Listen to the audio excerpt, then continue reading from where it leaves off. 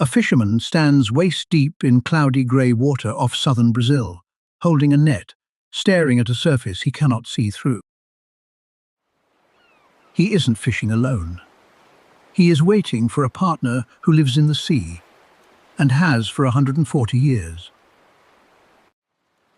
This is Laguna, Brazil, home to perhaps the strangest fishing partnership on Earth, between wild dolphins and the people on the shore.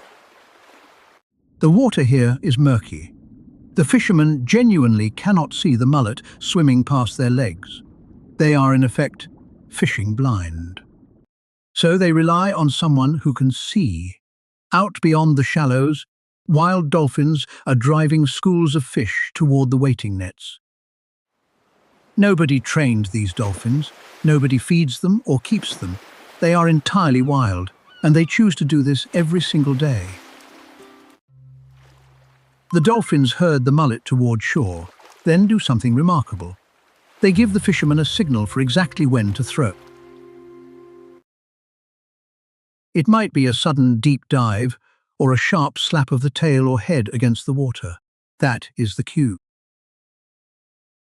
At that instant, and only that instant, the fishermen hurl their nets. The mullet are right there, packed into the sinking folds. Miss the signal and you catch nothing. Read it right and you haul in more fish than you could ever find alone. For years, outsiders assumed this was just a nice story, fishermen reading the tide. Then scientists decided to actually measure it. A team led by biologist Mauricio Cantor watched Laguna for years, with drones overhead and microphones underwater, recording every dive and cast. What they published in 2023 was astonishing. This was not luck or folklore. It was true, measurable cooperation between two species.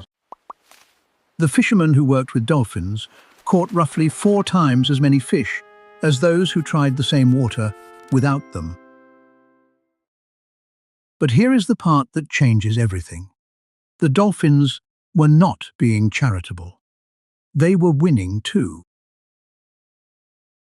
When the nets crash down, the tight school scatters in panic, and the dolphins pick off the confused stragglers left behind. The scientists found that dolphins who fish alongside humans live measurably longer, with about a 13% higher chance of survival. So both sides eat better, both sides live longer.